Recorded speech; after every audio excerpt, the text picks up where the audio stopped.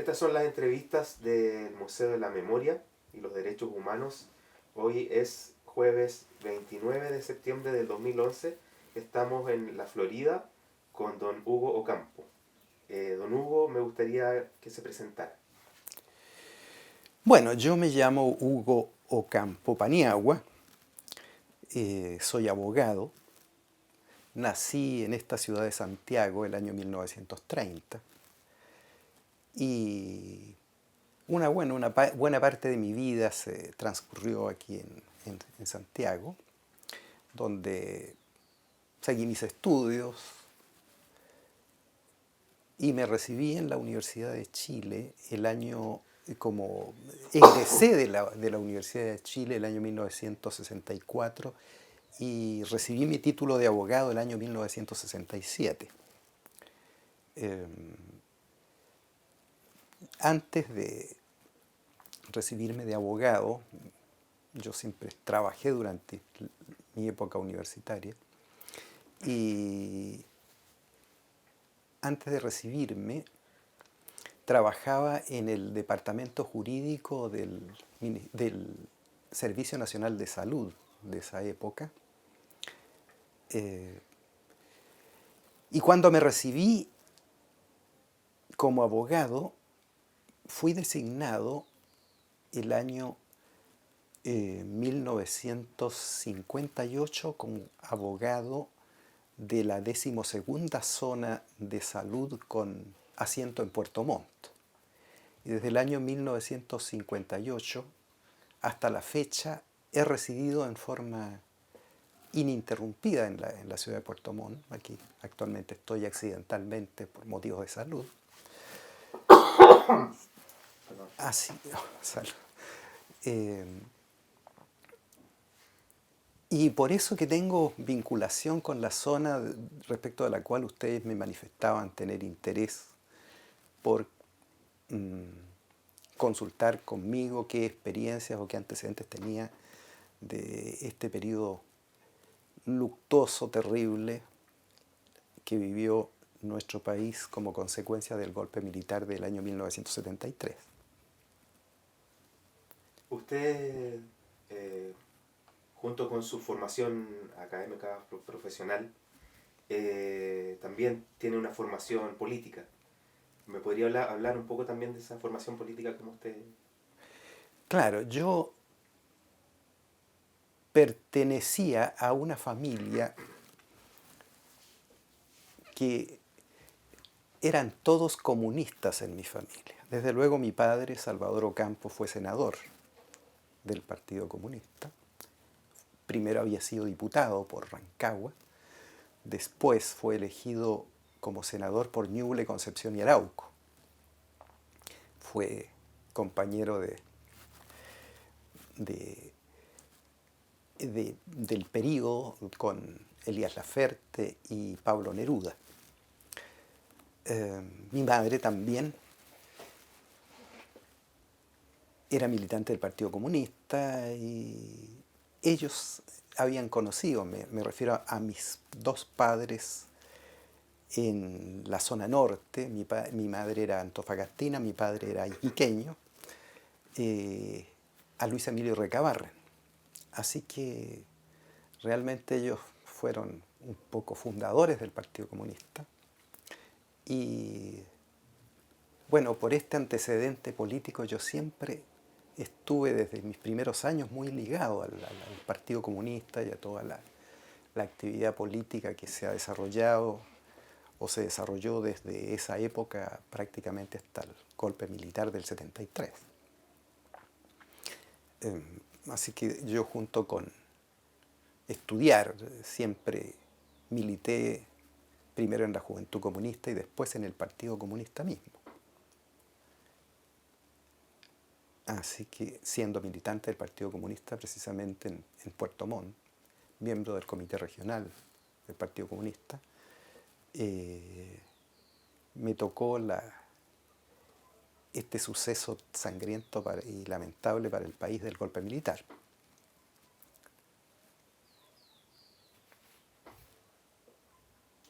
¿Y cómo fue, ¿Cómo fue para usted ese momento? A ver si nos habla un poco primero de cómo fue su vida durante la época de la Unidad Popular. Y segundo, cómo fue el llegar hasta el momento del golpe militar. Bueno, yo en la época de la Unidad Popular, desde luego, participé en forma activa en los trabajos de elección del presidente Salvador Allende. Formé parte de la directiva del comando allendista en Puerto Montt. Y tuve una actividad política social activa también durante toda la época de la Unidad Popular. Desde luego a mí me solicitaron, yo en esa época tenía mi oficina particular como abogado, había abandonado el Servicio Nacional de Salud y ejercía libremente mi profesión, que me hiciera cargo de la función de abogado de la Corporación de la Reforma Agraria. Así que yo fui abogado de la ex Cora, que naturalmente desapareció, lo eliminó el gobierno militar. Y durante ese periodo, digamos, me absorbí bastante en esta función, pero además, digamos, participé siempre en la actividad política del Partido Comunista en Puerto Montt, eh, motivo por el cual incluso en dos periodos, dos oportunidades, me tocó subrogar al intendente Oscar Ramos como intendente provincial en esa época. Así que estuve siempre, digamos, muy ligado al acontecer político, social y además gubernativo a nivel local, porque don Oscar Ramos tenía gran confianza conmigo, así que siempre me hacía que lo asesorara en, en asuntos legales. Como ustedes saben, don Oscar Ramos, uno de sus hijos y varios otros parientes de su familia son actualmente detenidos desaparecidos.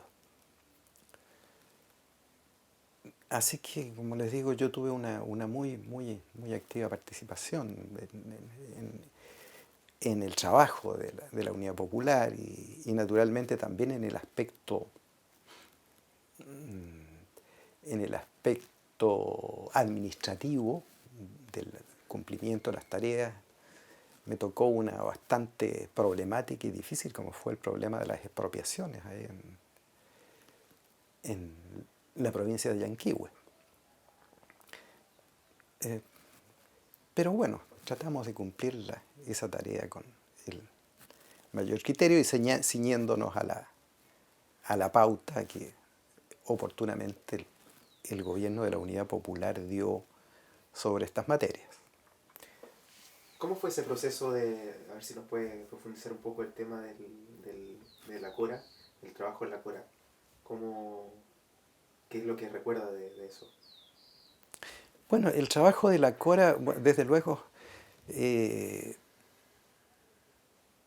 antes del advenimiento de la Unidad Popular, prácticamente había sido muy débil el trabajo de la Corporación de la Reforma Agraria que ya se había creado en la época de Eduardo Frei Padre.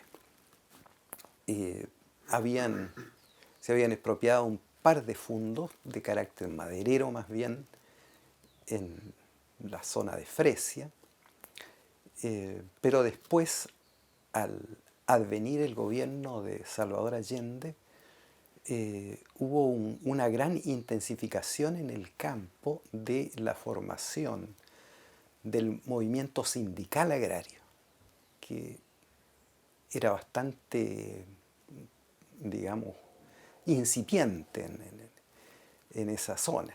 Y junto con ello se formó un equipo destinado a que se estudiara las posibilidades de expropiaciones de fondos que había en la provincia eh, que tenía como pauta naturalmente que fueran fondos de más de 40 hectáreas de riego básico, que era una medida que se aplicaba a nivel nacional, no era que tuvieran 40 hectáreas, ¿no? Sino que tenía una equivalencia en tierra según la calidad del suelo, qué sé yo. Así que, y también, naturalmente, que hubiera de parte del campesinado que trabajaba en los sectores respectivos interés, porque en ese fondo fueran expropiados generalmente porque, digamos, había empleadores que no cumplían con sus obligaciones sociales debidamente o tenían problemas con sus campesinos en cuanto a su trabajo. Así que con esa pauta, digamos, se estuvo trabajando. Naturalmente había una oposición bastante fuerte de parte de los agricultores, que se sabía que en muchas partes se habían armado, incluso fueron objeto de atentados, varios vehículos de la Corporación de la Reforma Agraria baleados, qué sé yo, y todo el tiempo quedaban en pane porque cuando había alguna actividad le tiraban miguelitos en el camino, o sea, así que, digamos, había una actividad bastante difícil. Incluso el año 1972, ahí, y justamente un periodo en que me tocó subrogar al intendente Oscar Ramos, se produjo un ataque a un asentamiento campesino. Llegó un grupo con el propietario de un fondo en Frutillar con intenciones de extraer parte del inventario del fondo, cosa que no era permitida por la ley, y naturalmente los campesinos estaban opuestos a ellos, y hubo ahí un enfrentamiento en el cual murieron 5 campesinos. Así que como consecuencia de eso se siguió todo un proceso que al final, bueno, terminó en la época de Pinochet y toda la gente ahí, no pasó nada al final con esa gente. Y las familias víctimas se les estaba tramitando también una ley para compensarlos, que quedó a medias en la época del gobierno de Allende, y lucharon muchísimo porque se les reconocieran los derechos que ahí se había contemplado en la ley. Así que hubo situaciones como estas bastante, digamos, bastante graves, tirantes en muchos sectores. Bueno, le preguntaba el tema de la Corporación de la Reforma Agraria, porque tiene directa relación con lo que sucedió después del golpe, o sea, con los hechos de recuperación de tierras por parte de los terratenientes, represalias contra familias, víctimas, o sea, es lo que sucedió en las regiones, digamos. Y yo creo que no es el caso también de la provincia de Yanquihue que sucedieron esas cosas, ese tipo de hechos. Claro, efectivamente. Efectivamente, porque el mismo día, digamos, del golpe militar, el 11 de septiembre del 73, desde luego yo, como era el abogado de la Corporación de la Reforma Agraria, digamos, era la segunda jefatura, se puede decir administrativamente, dentro de la corporación. Y bueno, después del golpe, me tocó ir a dejar un vehículo que estaba a mi cargo, digamos, entregarlo en el regimiento Sangra. Y después de aquello, nos conversamos con los directivos del agro, de todos los organismos del agro, INDAP, SAC, qué sé yo, CORA. Y nos fuimos a reunir a Cayo Urmeneta, donde estaban las oficinas del agro. Y esa mañana que alcanzamos a estar un rato porque como a las 10:30, 11 llegaron efectivos de las fuerzas de la FACH en uniforme de combate, qué sé yo, y echaron a patadas abajo la puerta del local, de la oficina, y entraron con sus metralletas a todas las oficinas y nos sacaron, nos tuvieron ahí en la calle, manos arriba, las piernas abiertas, qué sé yo, como ponían a los presos, digamos, que tomaban en libertad, exigiéndonos que dijéramos dónde estaban las armas que teníamos en la Corporación de la Reforma Agraria, porque, claro, se había hecho una muy grande propaganda en contra de la corporación, de que eran un organismo armado, etc. Así que, bueno, se les entregaron todas las llaves y les dijimos que no había armas, desde luego. Nos tuvieron ahí mientras ellos, los militares, hicieron un exhaustivo inspección de todo el local. Creo que incluso en un par de lugares ahí sacaron el piso, del primer piso, para ver, qué sé yo. Y bueno, después que se convencieron que armas por lo menos no había ahí, y darnos unos cuantos culatazos a muchos porque no contestaban muy rápido lo que los militares preguntaban, nos conminaron, como éramos todos también profesionales y gente, pues, digamos, de alguna responsabilidad, que teníamos que irnos a nuestras casas y permanecer ahí a disposición del gobierno hasta que nos llamaran. Cosa que en realidad, en general, todos cumplimos. Así que a mí me llamaron al día siguiente, justamente, la persona que se hizo cargo de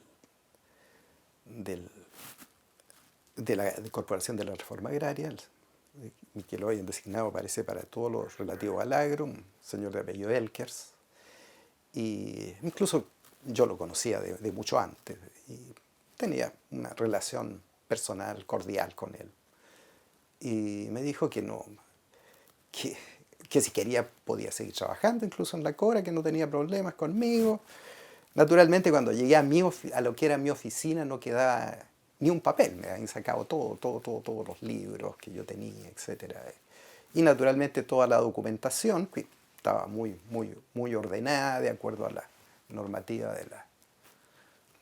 de la ley de reforma agraria, con sus decretos, qué sé yo, las publicaciones que se ordenaban en el diario oficial. Así que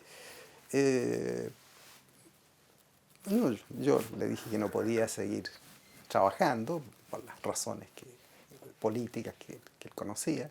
Y además que en ese momento yo ya ahí estaba viendo que estaban haciendo la devolución de todos los fondos que se habían expropiado a la gente. Entonces yo no podía estar metido en eso y naturalmente no era mirado con simpatía en absoluto por la gente, por los dueños de fondos. Así que, bueno, esa fue la situación inmediata, digamos, que se produjo ahí en la experiencia que tuve yo. Y después, bueno, como le digo, yo renuncié y me fui a mi casa. Fui a mi casa y ahí esperamos que pasara el tiempo para tratar de normalizar naturalmente mi vida y ver qué iba a pasar. De tal manera que así siguieron las cosas, pero claro, mi vida no siguió muy tranquila porque en Puerto Montt había una radio que se caracterizó por ser la radio que llevaba la voz cantante de la propaganda del gobierno popular y que apoyaba naturalmente todas las acciones del gobierno y que naturalmente protestaba de todos digamos, los excesos que se estaban cometiendo en el campo contra los campesinos por esta cosa de la reforma agraria y también en los sectores, naturalmente, otros sectores sociales, también contra el acaparamiento de alimentos que se produjo en esas cosas, que era la radio Vicente Pérez Rosales. Y ocurre que el Partido Comunista, que digamos, había comprado la radio, nos pidió a Patricio Romano, que era el secretario regional del Partido Comunista en ese momento, y a mí, que participáramos en una sociedad que iba a aparecer como dueña de la radio Vicente Pérez Rosales, porque se temía por el Partido Comunista que el gobierno militar, si es que venía un golpe, que se veía que había la posibilidad, les quitara todos los bienes, como en definitiva ocurrió. Y claro, yo aparecía como propietario de la radio junto con Patricio Romano, en circunstancia que, por lo menos en lo que a mí respecta, yo no tuve otra participación que firmar la escritura de sociedad que se formó y a nombre de la cual se adquirió la radio. Pero como consecuencia de eso, claro, tuve un montón de coletazos, porque ahí habían cuentas por pagar, problemas previsionales, naturalmente, de la gente. Y aparte de aquello, bueno, cuando se dio el golpe militar había una gran odiosidad contra esta radio.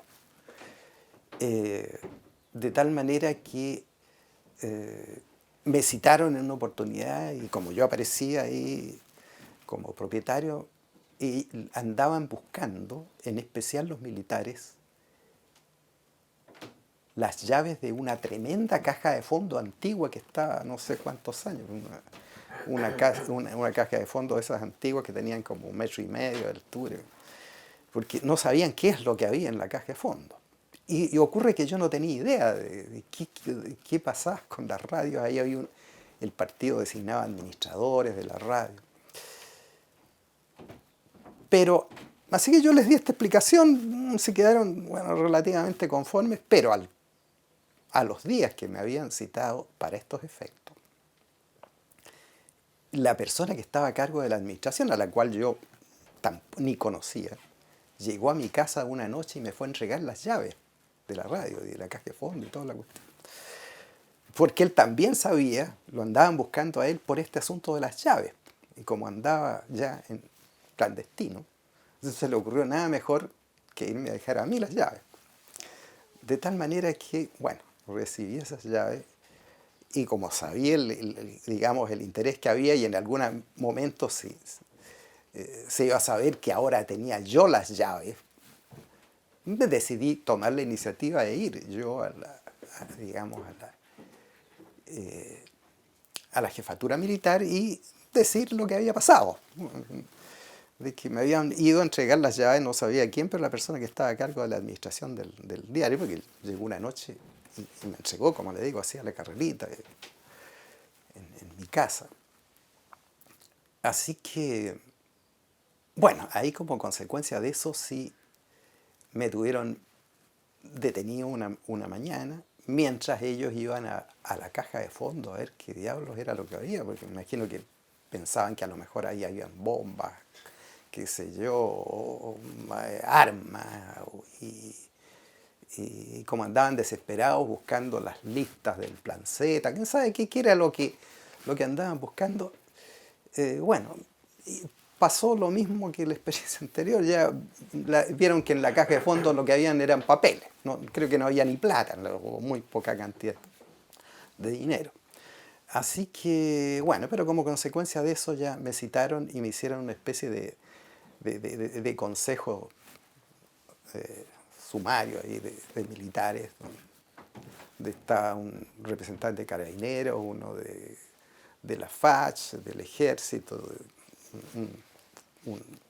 un jefe de la Armada, todos los cabezas, algunos de los cuales yo había conocido en la época en que yo había sido intendente suplente de RAM. Y ellos también me conocían, además yo era un abogado más o menos conocido en Puerto Montt.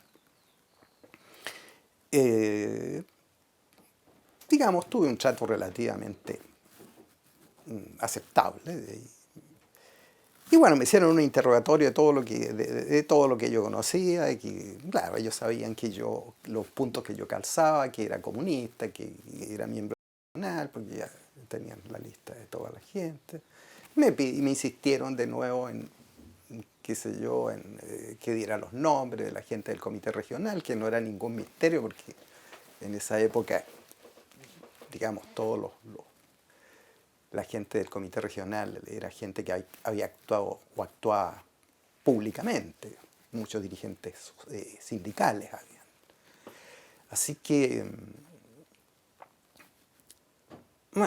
me insistieron en el asunto del plan Z también, qué pasaba con el plan Z y que cómo lo habíamos aplicado. Yo le dije que no existía el tal plan Z, por lo menos yo no lo conocía, y que yo pensaba que era un invento que se había hecho.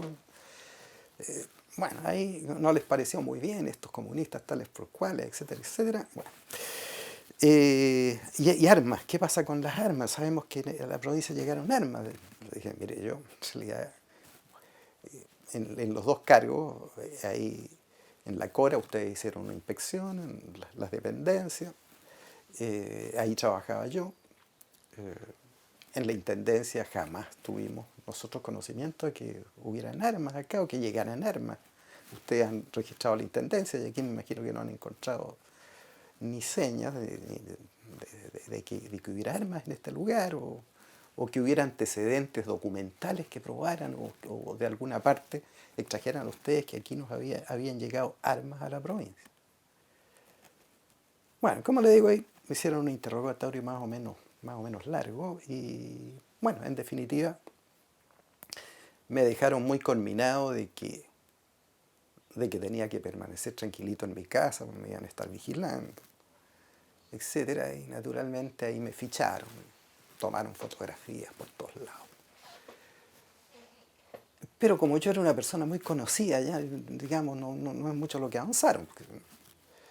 Eh, de tal manera que, digamos, esos fueron los momentos más problemáticos que tuve, porque yo, claro, ahí, como le digo, había una gran odiosidad contra esa radio.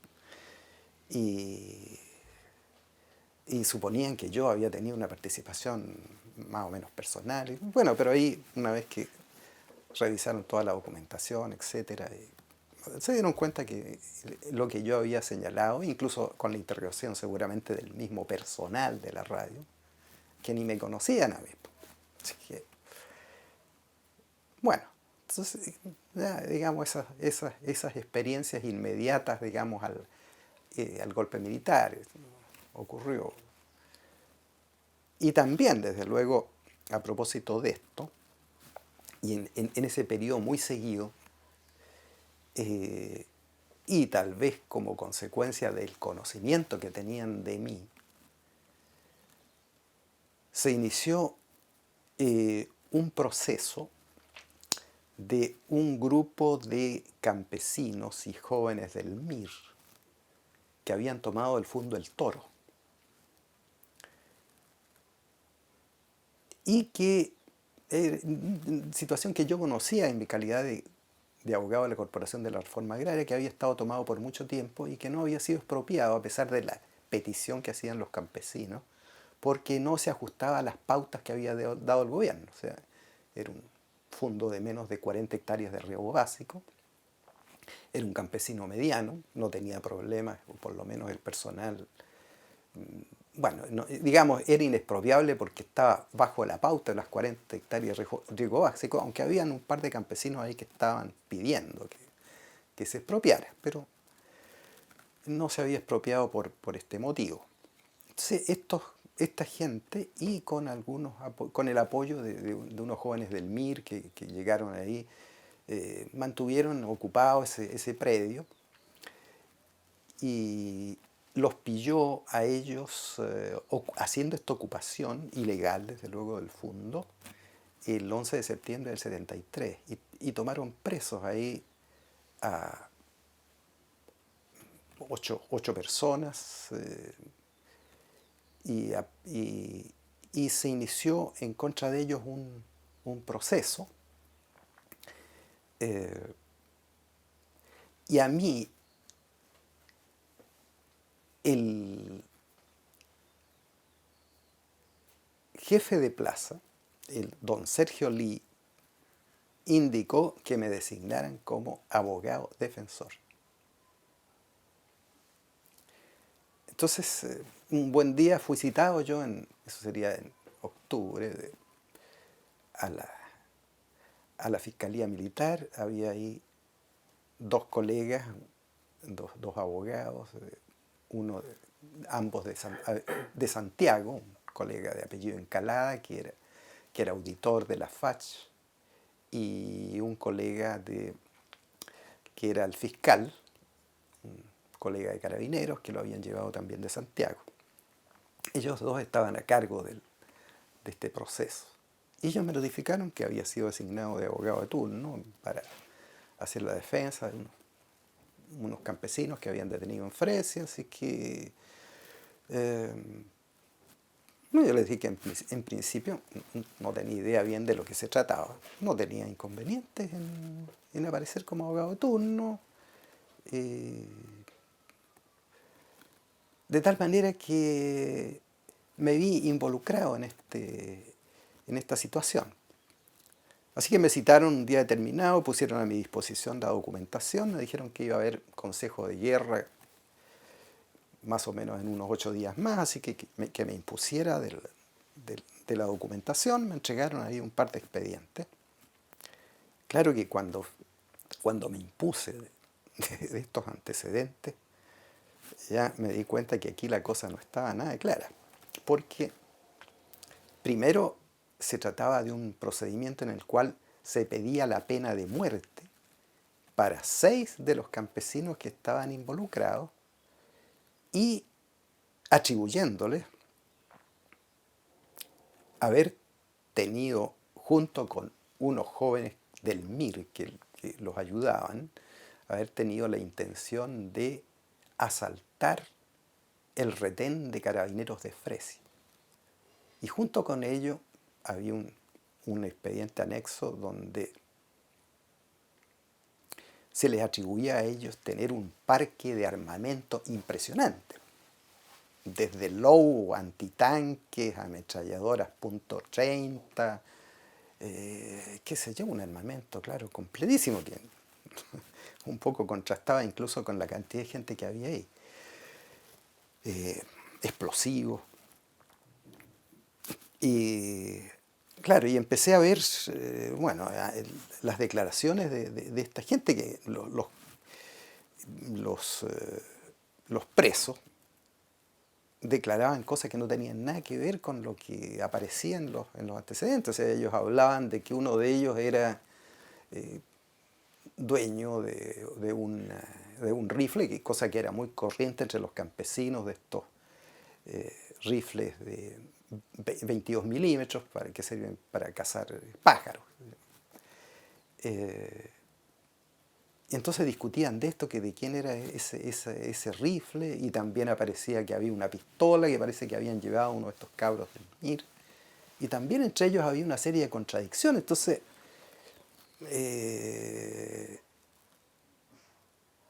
bueno, como término digamos, del primer mediodía que yo tuve para ver esos antecedentes,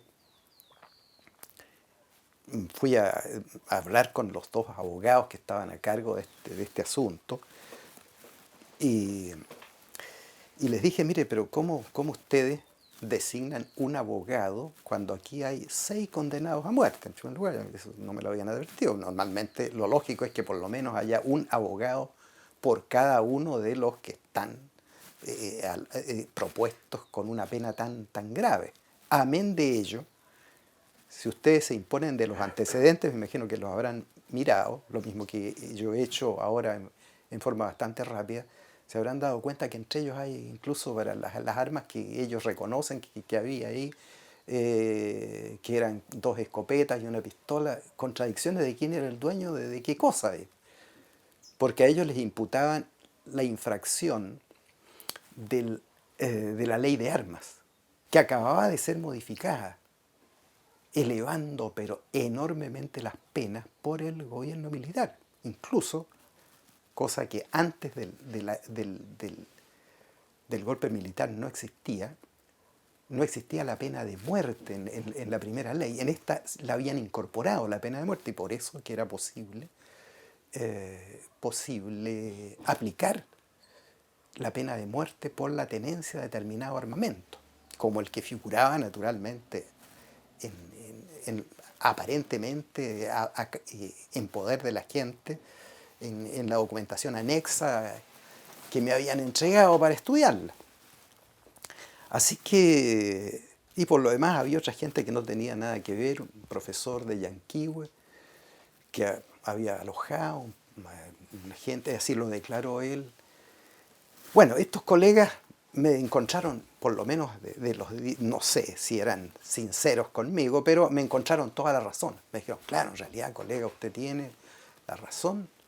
Nosotros vamos a hablar con mi general a ver si nosotros, para que designen otros abogados de turno, y si no hay abogados de turno, por como lo permite la reglamentación militar, que sean oficiales de las Fuerzas Armadas los que asuman la defensa de aquellos que no tengan abogado como defensor. Así que yo, después de esta respuesta, me fui muy tranquilo a mi casa.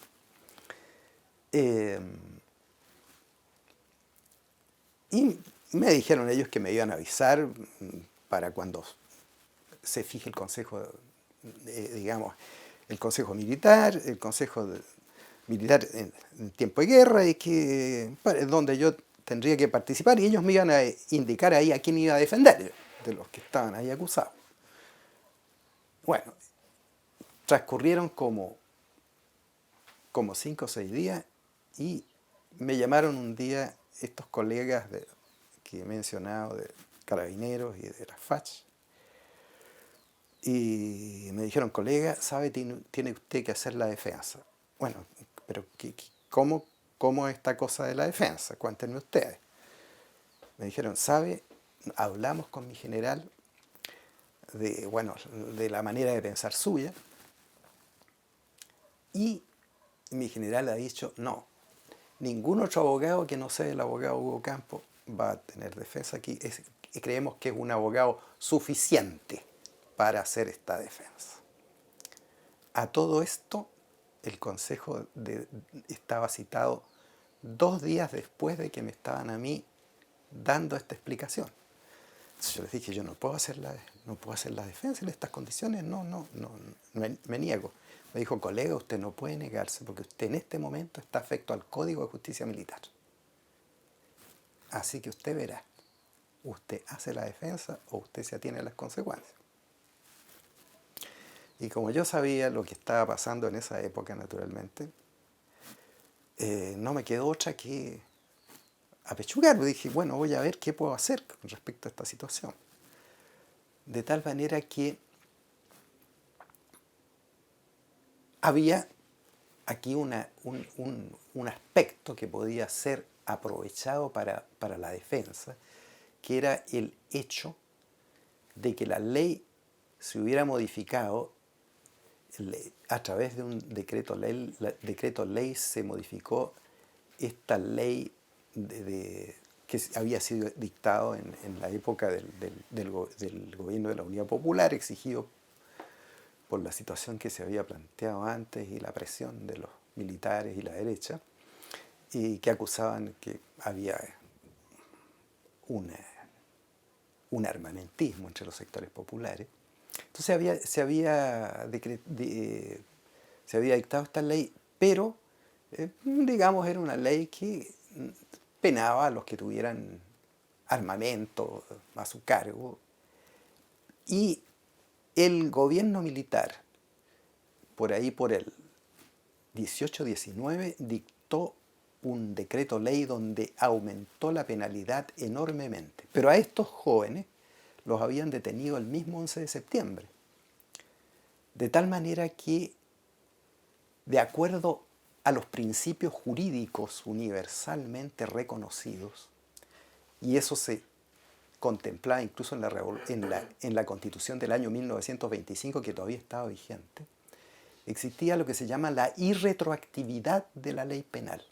A usted no le podían aplicar una ley si no que estuviera vigente y con la penalidad que estuviera vigente en el momento en que usted había cometido el delito. Entonces yo dije, bueno, aquí está digamos, aquí es lo único que yo puedo hacer por esta gente, y un fundamento jurídico había. Así que, bueno, como le digo, enfoqué mi defensa en ese sentido. Tenía un día y medio, no alcancé a, a ir a entrevistarme con la gente porque físicamente no tenía tiempo, o miraba sus papeles, que era lo que tenía que hacer yo, o ir a escucharlos a ellos. O sea, tampoco no sé si me hubieran dado acceso o no a los campesinos, porque me imagino que muchas de las declaraciones que le sacaron ahí se las sacaron obligados, torturados, que se veían muy mal cuando yo los vi en el Consejo de Guerra que hubo, y que fue el único momento en que los vi a mis defendidos. O sea, antes no había tenido ninguna posibilidad de contacto con ellos. ¿Usted, perdón, recuerda la fecha en que fue realizado ese Consejo de Guerra? ¿Cuándo los ve? Eh, Más o menos. bueno, el Consejo de Guerra fue en octubre, yo creo que la tercera semana de octubre. En este momento no recuerdo la fecha, pero fue como la tercera semana de octubre más o menos. Pero como le digo, ahí así se transcurrió esto, y de acuerdo a esa normativa, yo la única función que tenía era presentarme al Consejo de Guerra, leer una defensa que yo tenía que llevarla por escrito, cosa que tuve que hacer, e hice, y la presenté en los términos que a ustedes les cuento.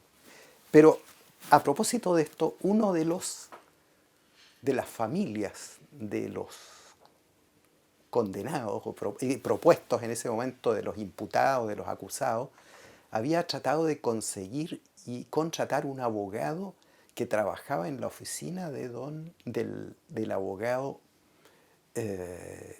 Pablo Rodríguez Grez, aquí en Santiago, un colega de apellido Balmaceda, que fue incluso a visitarme a mí, pasó a verme. Yo recién me instalaba con una oficina, eh, y, y me dijo que había sabido que yo iba a hacer una defensa. Yo le dije, sí, bueno, yo he sido designado, le conté, abogado de turno. Pucha, qué bueno que venga otro abogado a acompañarme en la defensa. No, me dijo, yo ya conversé, vi que no hay posibilidades ninguna en esta cosa, así que yo me vuelvo a Santiago.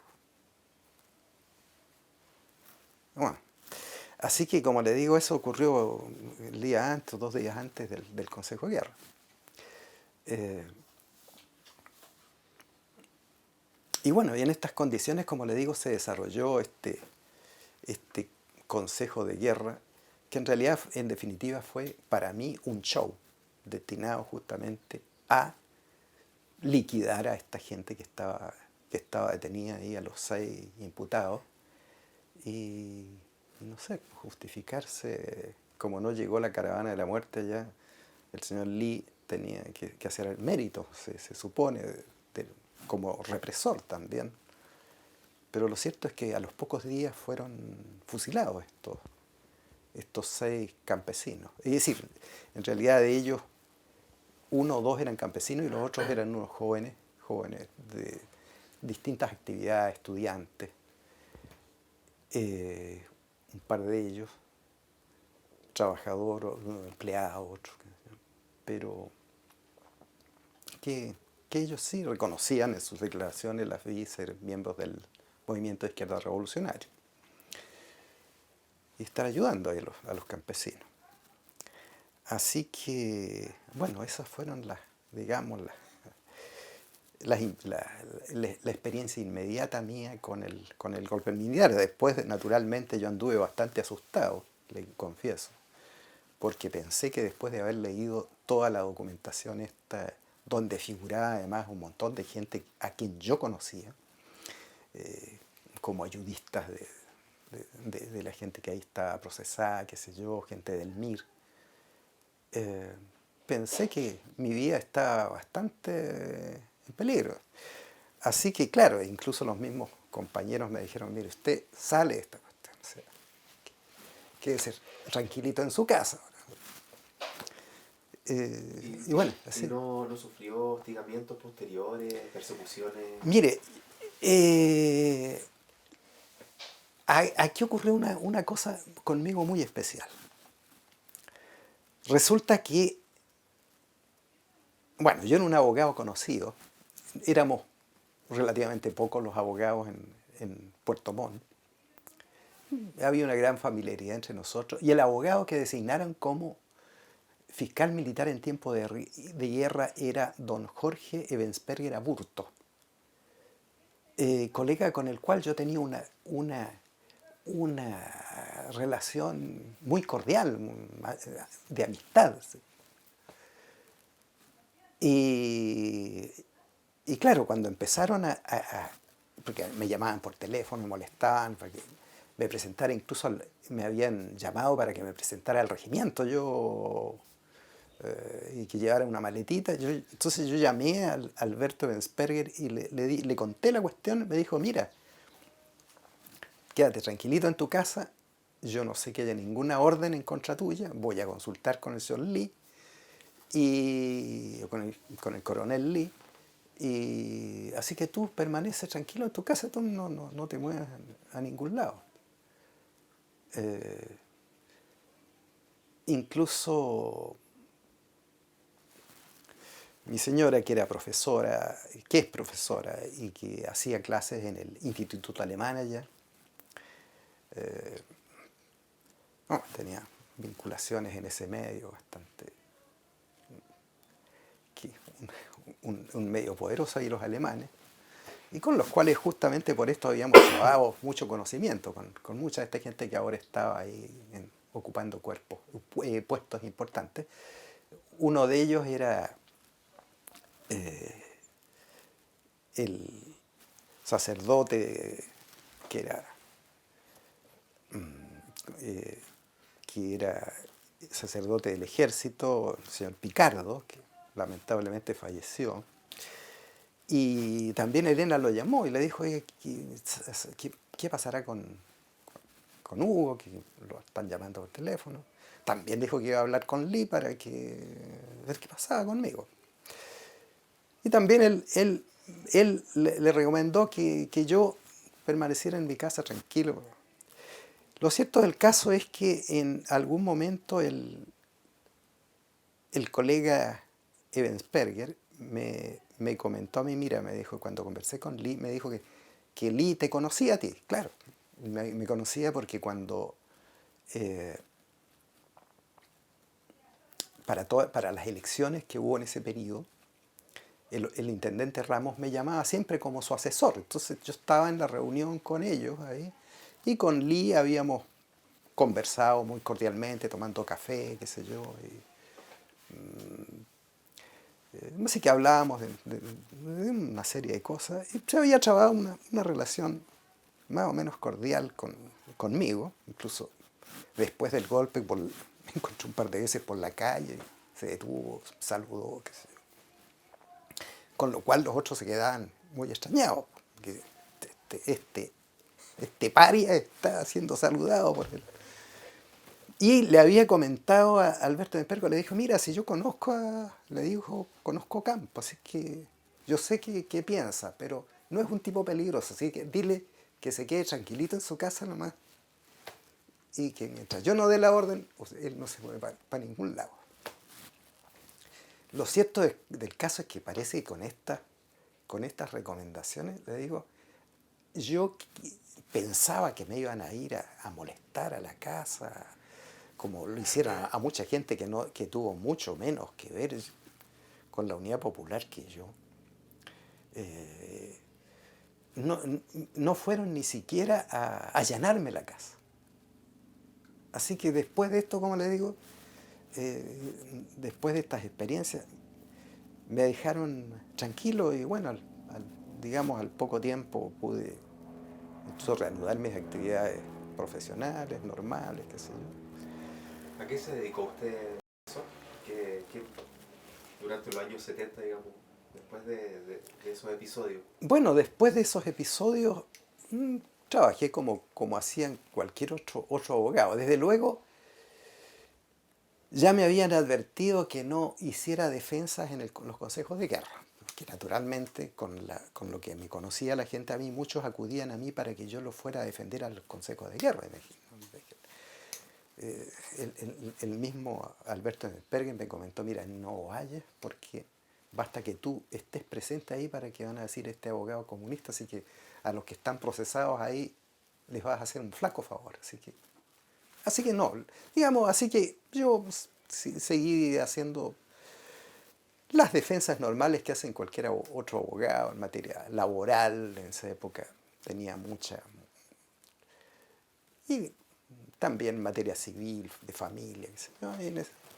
Así que seguí ejerciendo mi profesión, naturalmente con las limitaciones que en los servicios públicos no me ponían muy buena cara, qué sé yo, por razones obvias a veces. Pero en general, como yo trataba con tribunales, en los tribunales no tenía mayores problemas para actuar, en los tribunales ordinarios, digamos. Así que así discurrió después mi vida. Naturalmente la gente del partido me dejó al margen de cualquier trabajo que ellos hicieran o cosa, porque sabían que yo no me podía meter en una carta marcada, una persona perfectamente marcada, así que en esa época la gente trataba de hacer una labor de tipo clandestino contra el gobierno, qué sé yo, Usted pero está totalmente identificado. claro, yo estaba fuera de eso, no podía meter. Así que prácticamente yo desde el 74 que tuve estas últimas experiencias, qué sé yo, hasta que ya se empezaron a cambiar los tiempos y cuando, bueno, de todas maneras la gente me iba mucho a consultar a la oficina para pedir consejos, qué sé yo, algunas ayudas económicas, qué sé yo. Y en uno de estos momentos, el 81, 82 por ahí, fueron algunos expresos políticos a conversar conmigo porque tenían la intención de formar la Comisión de Derechos Humanos en Puerto Montt. Entonces yo podía colaborarles. Yo les dije que no tenía inconveniente. Además la Comisión de Derechos Humanos ya había tenido un respaldo internacional, así que tenía un sello legal, de tal manera que trabajar en ella no implicaba ningún riesgo.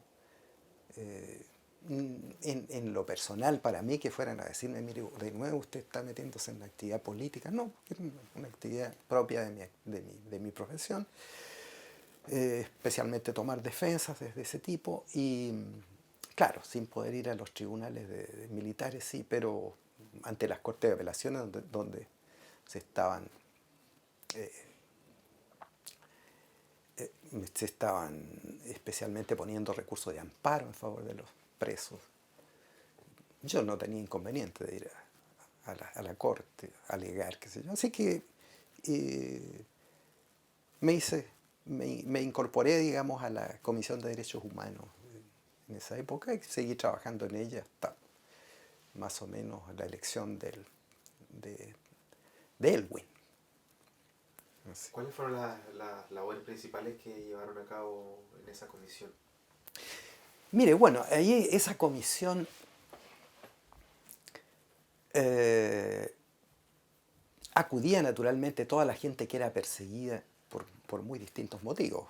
En esa época, empleados públicos que eran detenidos, trabajadores que eran detenidos por los carabineros, alguna gente que las indicaban como opositores al gobierno, que estaban haciendo labores contra el gobierno.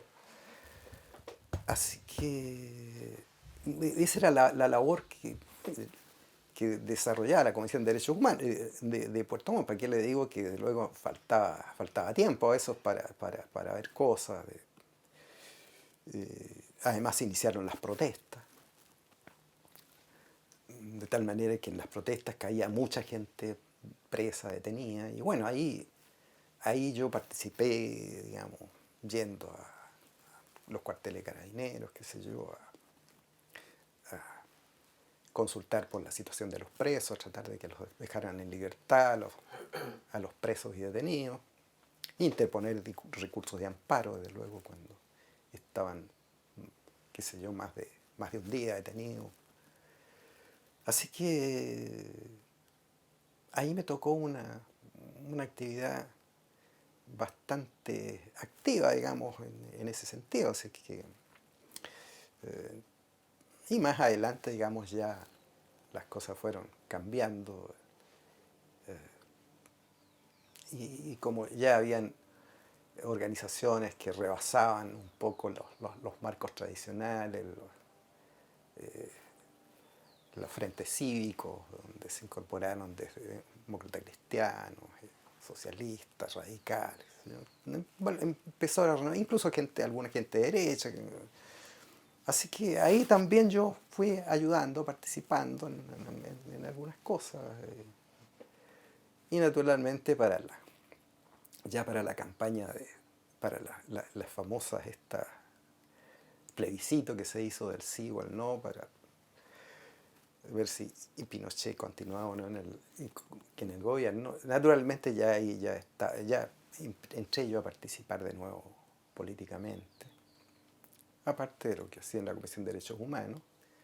Y Es decir, que reactivó su militancia.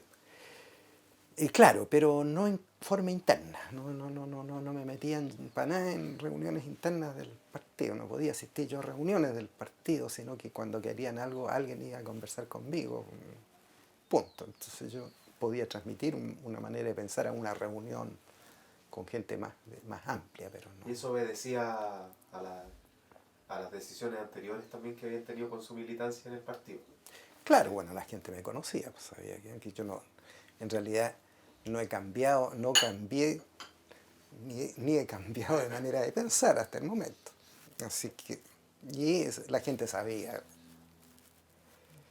de tal manera que,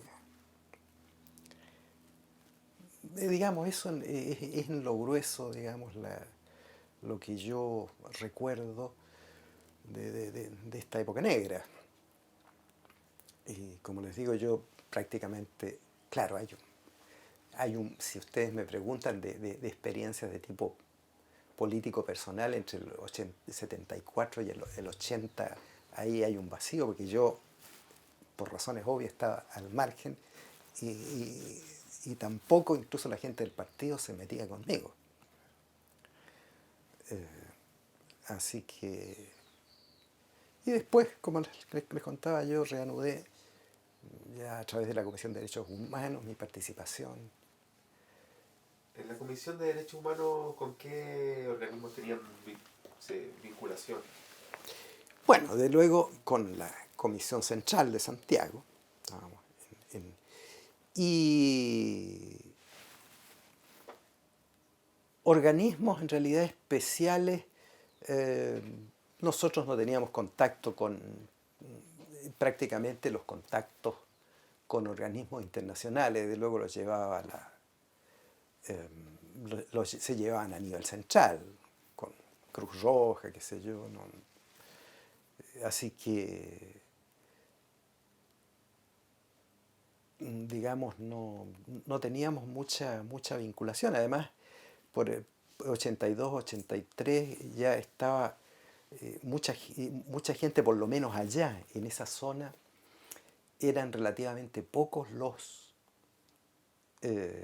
presos políticos que quedaban. Los que, digamos, muchos fueron deportados de allá, eh, pero ya en Puerto Montt mismo no. A Puerto Montt llegaron, después empezaron a llegar relegados.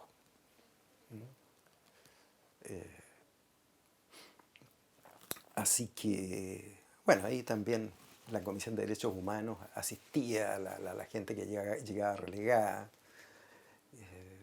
En esa labor nos tocó asistir a varios dirigentes sindicales nacionales de aquí que los mandaban a Fresia, a Maullín. Así que claro, y dirigentes, digamos, ya de algunas organizaciones sociales y también de partidos políticos que llegaban relegados. Esa labor, digamos, se cumplía a través de la Comisión de Derechos Humanos. Pero nosotros vinculaciones especiales con otro tipo de organismos que no fueran los organismos estudiantiles que nos pedían consejos, por ejemplo, las organizaciones estudiantiles de estudiantes universitarios, a veces algún sindicato que iba a pedirnos ayuda. Ese era el tipo de organizaciones con las cuales teníamos mayor vinculación. Además,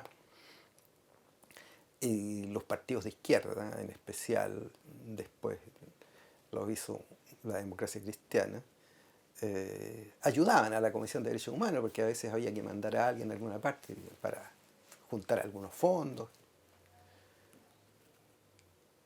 De tal manera que esa era Y con organizaciones de la iglesia, por ejemplo, con la Vicaría de la Solidaridad, o con la o con organismos eclesiásticos de ahí de la zona, No, generalmente. nosotros en realidad con la Vicaría de la Solidaridad no teníamos mayor contacto. Eso se hacía normalmente a nivel central. Ahora, en varias oportunidades nos tocó tratar de conseguir ayuda allá al obispado de Puerto Montt cuando se producían detenciones allá.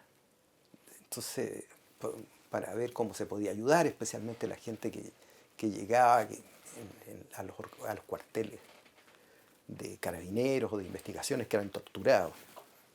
Y se iba a pedir entonces digamos, al obispado a ver si ellos podían hacer algo, porque nosotros digamos, salvo presentar recursos de protección, no teníamos otro mecanismo, pero si los tenían presos ahí eh, y llamábamos por teléfono al jefe de policía o de carabinero, nos negaban cualquier cosa.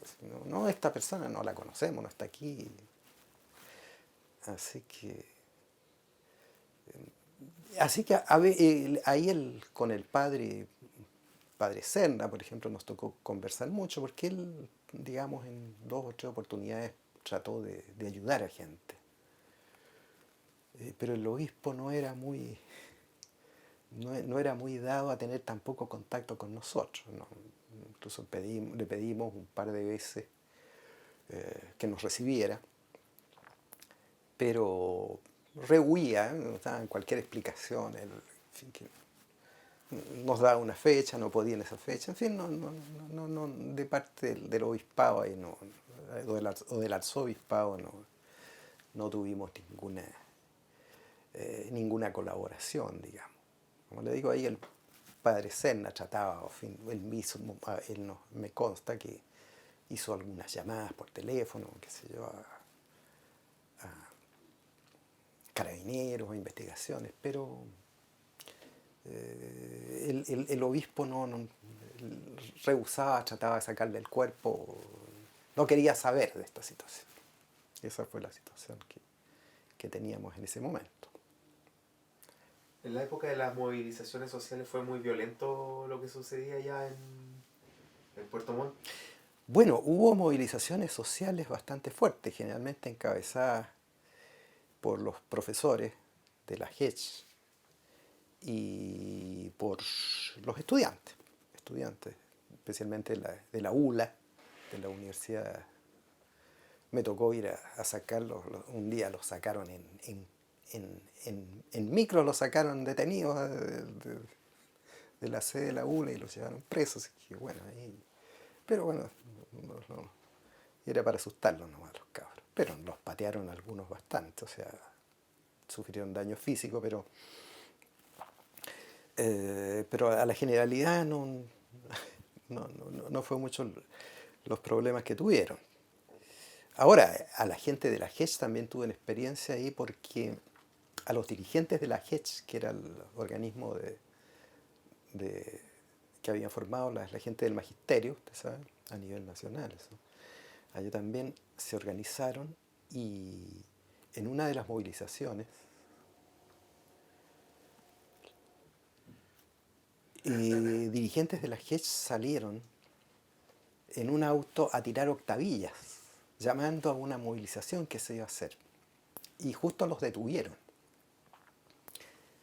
Así que los tomaron presos y los imputaron de haber andado lanzando miguelitos y portar bombas molotov en su vehículo. De tal manera que iniciaron un proceso contra ellos que me tocó defenderlos a mí. Los tuvieron varios meses presos, en circunstancia de que, bueno, después incluso yo pedí un peritaje ahí al mismo auto. Ellos andaban con un vehículo chico, de estos, ¿cómo se llama? De estos vehículos Volkswagen, chiquititos eso, y andaban 4 personas en el Volkswagen. El chofer, que no era profesor, sino un amigo, y andaban 3 profesores ahí en el vehículo. Y físicamente no había lugar como para andar ni con miguelitos, ni con menos las bolsas que les pusieron ahí como prueba. Así que en definitiva yo logré que los absolvieran, pero los tuvieron presos como 3 o 4 meses a los profesores. Así que, bueno, esa fue otra muestra de la forma en que se conducían. Además, nos tocó ver ahí en la Comisión de Derechos Humanos muchas situaciones graves. Me acuerdo de un chico que estudiaba en la UACH, en Valdivia, que llegó a contarnos. Él era de Chaitén. Le habían asesinado primero un hermano, los carabineros. Ellos eran pequeños campesinos, los padres de él. Los padres fueron a protestar por esta situación. Después llegaron los carabineros y mataron al padre en su propio domicilio y tomaron preso a otro hermano que también es detenido desaparecido. La madre de este joven tuvo que arrancarse, se fue asustada. Tenían un campito bastante bien equipado, con animales, etcétera, y se lo robaron todo. Cuando este cabro, que era un estudiante de la Universidad Austral, viajó a Chaitén y se puso a averiguar qué pasaba con su casa, con su situación de los animales y todo eso. El jefe de carabineros, así nos lo contó, le puso una pistola en la cabeza y le dijo: mira, te damos a ti 24 horas para que te vayas de aquí de Chaitén y olvídate que alguna vez viviste aquí en Chaitén. No te queremos ver. Así que, claro, él volvió a Puerto Montt, donde se había ido a vivir su madre, viuda, con el único hijo sobreviviente que estudiaba en la Universidad Austral.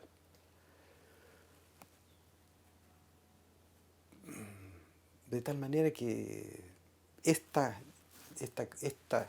situación la denunciamos a la Comisión Nacional de Derechos Humanos y ahí tomaron después una defensa especial de este joven, que entre paréntesis él había sido de la Juventud Demócrata Cristiana. Así que, bueno, como le digo, situaciones como esas nos tocó ver ahí. Haciendo un análisis como de lo que sucedía ahí en la región, ¿cómo fue el tema de la tortura en los recintos de detención ahí de la zona? Bueno, ahí se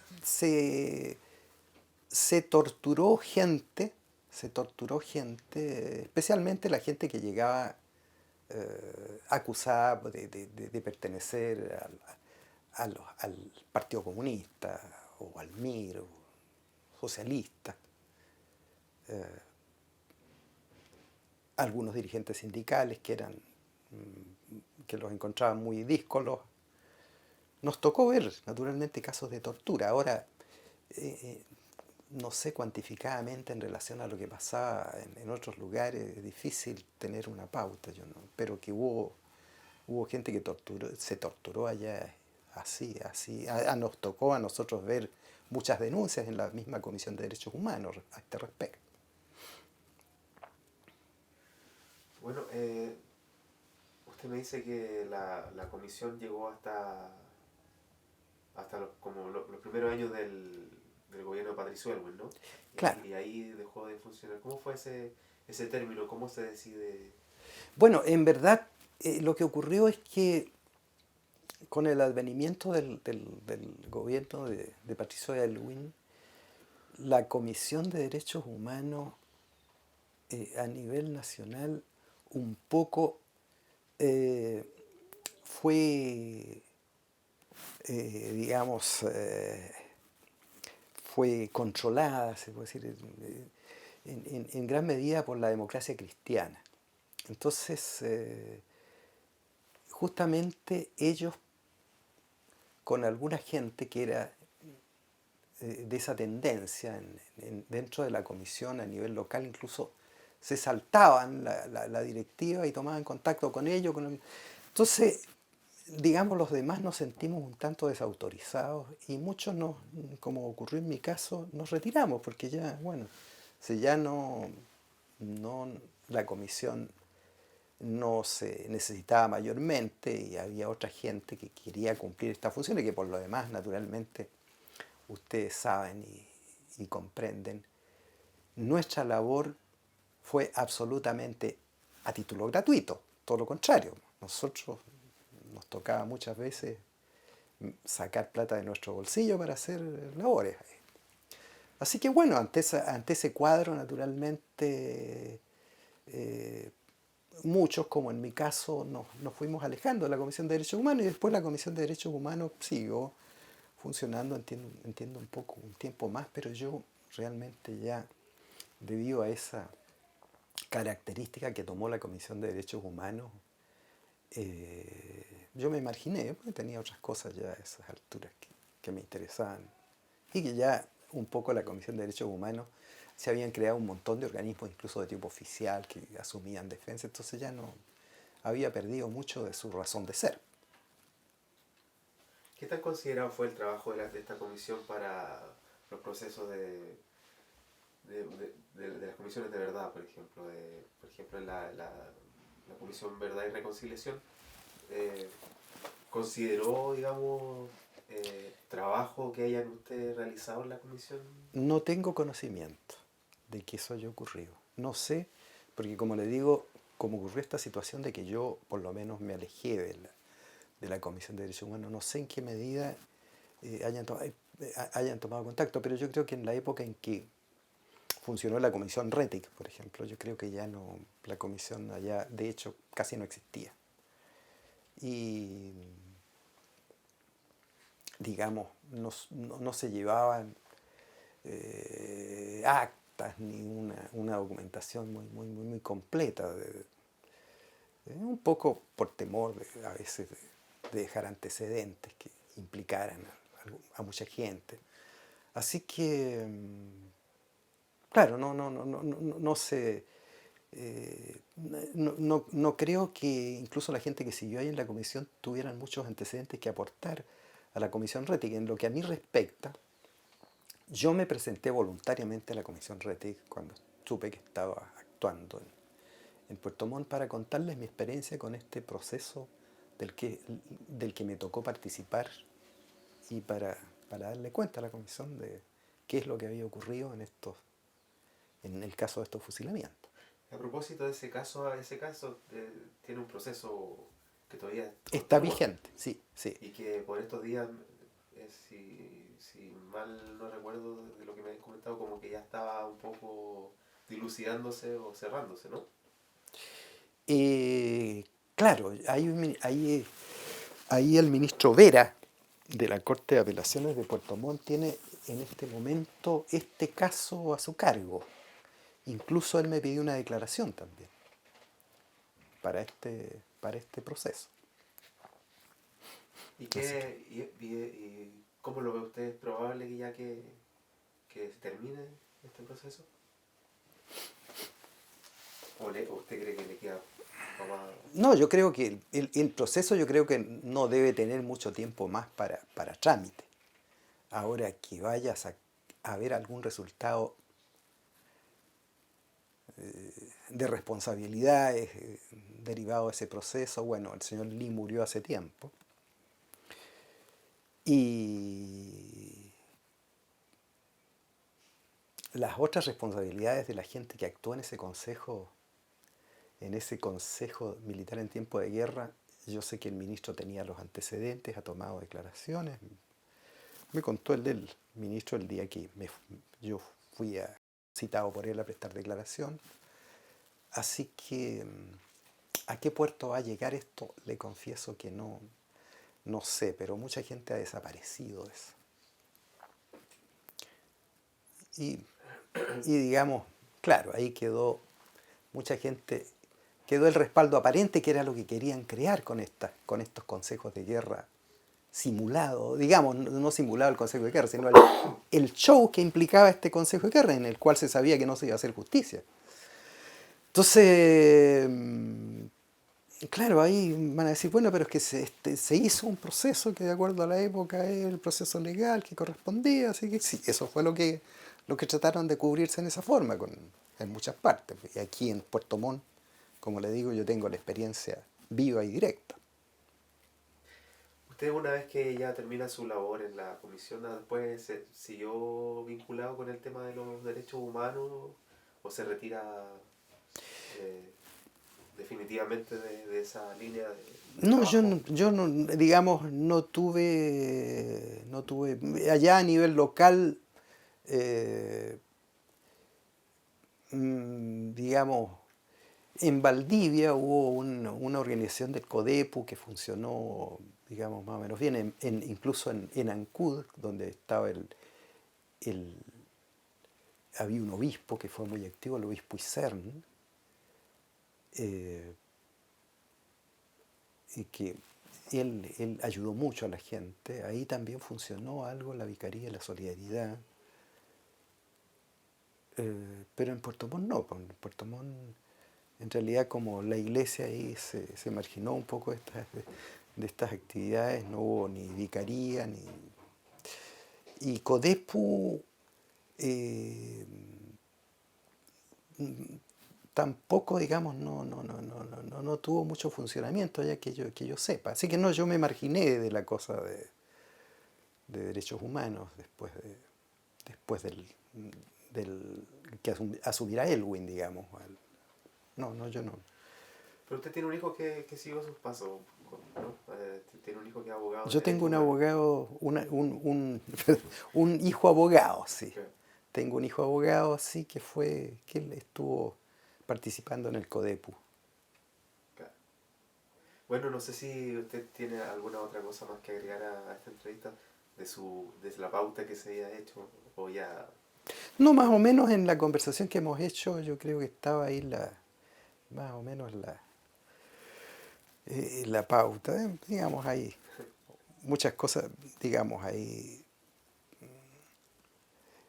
cosas que ocurrieron también, no sé, si ustedes estuvieron en Puerto Montt, les deben haber conversado que también en el año 73,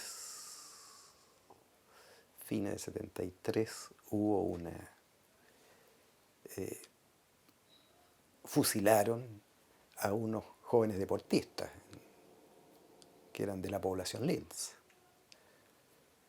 Yo no tuve mucha, digamos, ahí no tuve ninguna participación, pero eso trascendió, se supo, y ahí personal de la FACH, por motivos de un incidente que ocurrió en una casa de juerga, o en un bar por ahí, tuvieron un incidente con unos deportistas que venían de haber ganado un partido y se enfrascaron en una reyerta con ellos ahí. Parece que alguien de la FACH sacó un mal resultado. Después de eso se terminaron, los jóvenes se fueron a su casa y los fueron a sacar personal de la FACH desde su casa, como 5 o 6 de estos jóvenes, y los fusilaron. Los fusilaron, entiendo, camino a Peyuco.